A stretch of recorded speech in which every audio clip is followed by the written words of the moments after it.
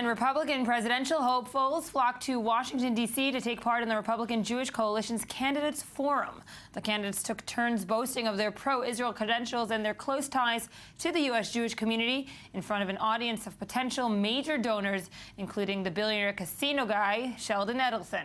As usual, it was frontrunner Donald Trump who made the biggest waves, making statements that many have criticized as upholding negative Jewish stereotypes. Let's listen to some of the candidates' statements, and we'll take it from there. You know what I want to do? I want to wait till I meet with Bibi. You know, I'm leaving for Israel in a very short period of time. I know what you're saying. You're not going to be on, you're not going to be, who's the wise guy? Okay. Do me a favor. Just relax, okay? You'll like me very much, believe me, okay?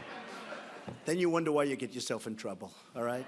So again, you're not going to support me, even though you know I'm the best thing that could ever happen to Israel, and I'll be that. And I know why you're not going to support me, and you know you're not going to support me because I don't want your money. Isn't it crazy? The challenge is the split between Fatah and Hamas. Fatah and Hamas operate in a constant state of conflict. Fatah rules the West Bank, Hamas rules the Gaza Strip. These two groups are constantly arresting each other's political foes in their respective territories. But when we think about 9/11, when we think about Chattanooga and Fort Hood, when we think about Charlie Hebdo,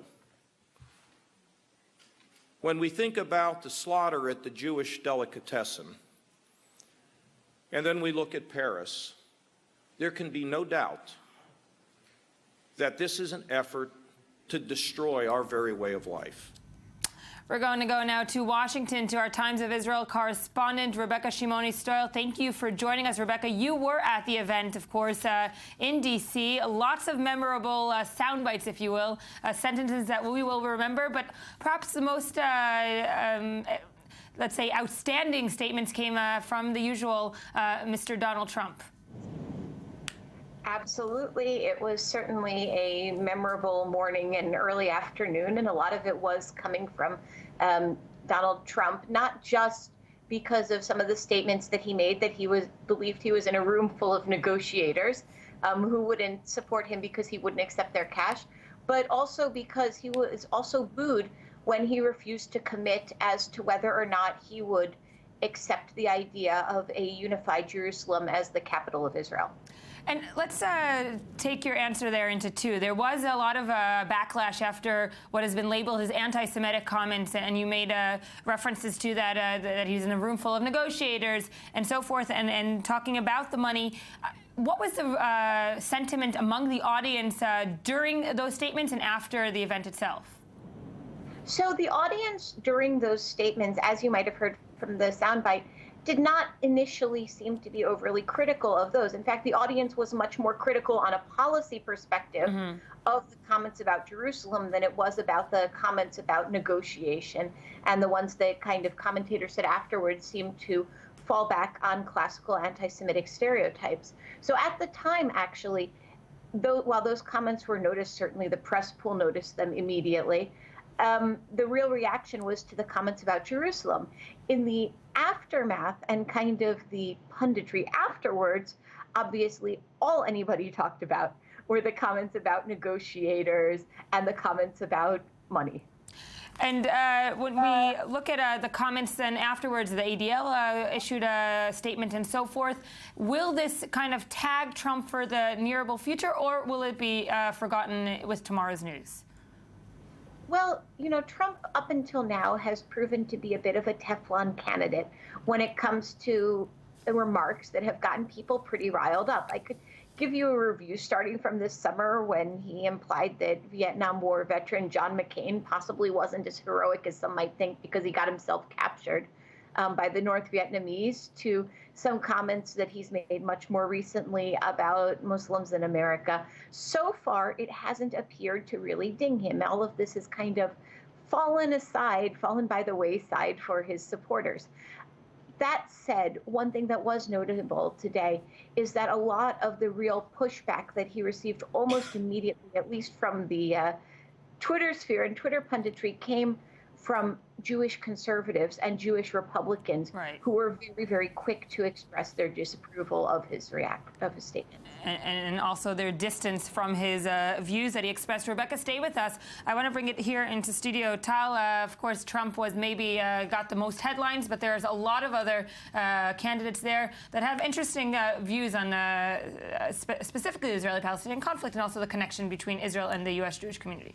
Well, no big surprise. The Republican Jewish coalition and what went on there was basically, I think, Benjamin Netanyahu's fantasy world. If Benjamin Netanyahu could choose what's the best world he can wake up to the day after the elections in the White House, then each of the candidates besides Trump basically presented that. All of them vowed to move, that the first thing they will do will move the embassy from Tel Aviv, the American embassy from Tel Aviv to Jerusalem. All of them denounced the Iran nuclear deal. Some of them even vowed to shred it the minute Marco Rubio vowed to shred it the minute he entered office. And of course, no Palestinian partner. It was basically a textbook 101 to Israel's diplomatic agenda in the past year or so. We heard Marco Rubio say that the EU settlement labeling initiative is anti-Semitism. We heard candidates vow to battle BDS with full power. So this is basically the atmosphere. And of course, as opposed to other presidents, it was quite a unique opportunity because as opposed to debates, we had a long list of presidential candidates really focusing, speaking to a very conservative and maybe highbrowed crowd, and really focusing on the issues, on high-level issues, on foreign policy issues, and on national security issues. And it was a much more substantive discussion than we're usually used to hearing from these candidates. Jabs one to the other. From the view from Jerusalem, when you look at it from the Prime Minister's residence, would you pinpoint a specific candidate that Netanyahu would want to see in the White House in 2016 out of, as you said, the forum of his fantasy forum? Well, I think before we point out who Netanyahu would like to see, we have to point out who Sheldon Adelson would like to see. And Sheldon Adelson actually wasn't in the crowd. He was in South Africa. But rumors say, there are political rumors in the United States that in a sharp contrast to 2012, where Adelson pretty quick put a lot of money on Newt Gingrich and then had basically lost all that money because Gingrich dropped out of the race. This time he will be waiting till the last minute before he puts his support behind one of the candidates. So the big question is, who will Sheldon Adelson pick? At the moment, the rumors say that he is much supportive of Marco Rubio. Netanyahu himself has to be very, very, very careful. Trump yesterday announced that he will be arriving in Israel. That's not necessarily good news for Netanyahu, that has to tread a very, very delicate line in the upcoming months up until the election, just because of the trauma of 2012 and his perceived support of Mitt Romney. And no one, a lot of us in the press didn't believe that Trump would be surviving up until this very date, and here he is coming to Israel. Ami, memorable moments? Yeah, I just want to say that I really agree wholeheartedly with Tal's analysis about this. I just want to say I think it's really gutsy of Trump to go in there, and, I do not support the guy. I think his remarks up until now have been disgusting, and I think he really did say borderline anti-Semitic stuff yesterday.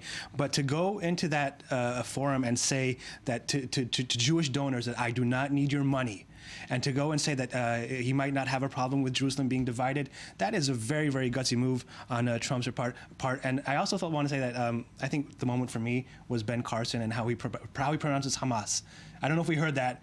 It's Hamas. Hummus. Well, hummus that eats hummus, huh? Hummus that eats hummus, It's the H word. And I also agree with Tal about Marco Rubio. I think Marco Rubio gave a really good show yesterday. I think we're going to see Marco Rubio continue his rise. Yesterday in the polls that were released, he overtook Ben Carson. He is now second place to Donald Trump, the front runner. I think we're going to see that wave continue and eventually probably take over Trump. It was very clear that on issues of foreign policy, Marco Rubio basically gave the best show. When you talk about the substantive, who do you think understands the material? Many of the candidates, he kind of, especially Ben Carson. Especially Ben Carson. By the way, came back after that trip to Jordan as if he was some kind of a specialist now on foreign affairs, and then he's doing this Hamas thing. But yeah, go ahead. Yeah. So you feel like they don't really understand what they're talking about. Marco Rubio has been a member of the Senate's Foreign Affairs and Relations Committee. You felt that he actually knew what he was talking about. In my perspective, I thought he was probably the candidate who showed he's most suitable to be the commander-in-chief. But that, of course,